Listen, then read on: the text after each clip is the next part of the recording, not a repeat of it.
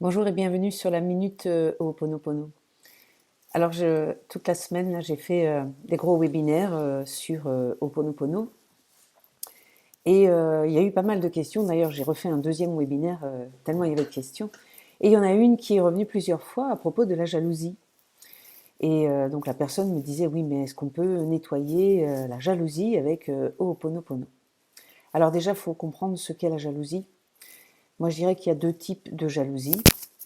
Il y a la jalousie affective, c'est-à-dire que je trouve que l'autre donne trop d'attention à autre chose que moi. Et donc vous voyez bien ce qu'il y a derrière tout de suite, c'est que l'autre donne trop d'attention et pas à moi.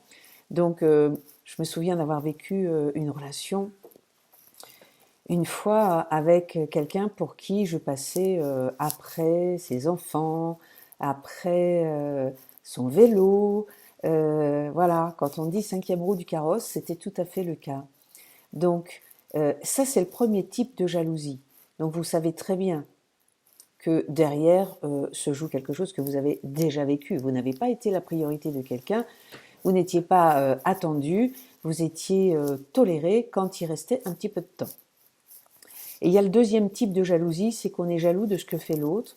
On est jaloux de peut-être la notoriété qu'il a, peut-être aussi de...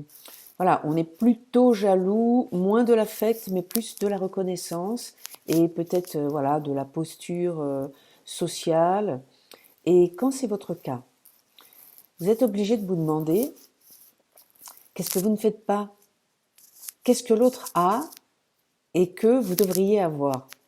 Donc, si vous enviez le fait que l'autre a une place dans le monde ou peut-être vit de ses propres créations, eh bien, c'est que votre âme est en train de hurler parce que elle aussi, elle veut vivre de ses propres créations et donc vous avez vraiment à vous poser la question, mais qu'est-ce que j'ai à offrir au monde et que je n'offre pas?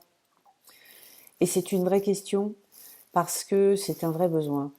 C'est un vrai besoin que d'être dans la dynamique, de faire quelque chose qui aide les autres, qui aide le monde. Enfin, je veux dire, fabriquer des belles chaussures, ça aide le monde.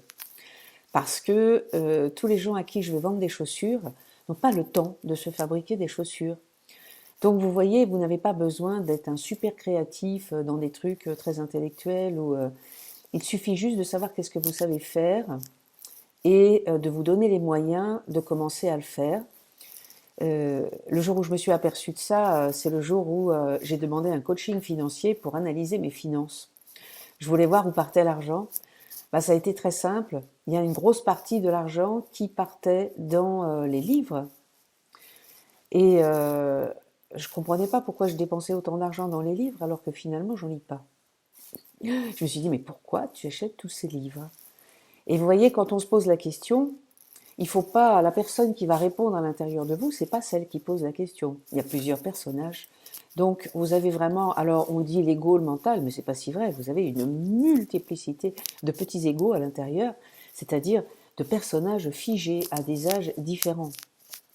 Donc, quand vous posez la question, posez vraiment la question à la partie de vous qui a la réponse, et c'est pas votre grand soi qui a la réponse, c'est votre petit qui est coincé aussi. Et donc, vous allez vraiment poser la question, mais qu'est-ce que j'ai fait? Mais pourquoi tu achètes tant de livres? Mais parce que ça m'intéresse. D'accord. Mais pourquoi ça t'intéresse? Eh bien, parce qu'il y a des informations et que du coup, on peut grandir. Ouais, ouais, ouais. D'accord. Mais tu ne les lis pas. Et là, la réponse est tombée.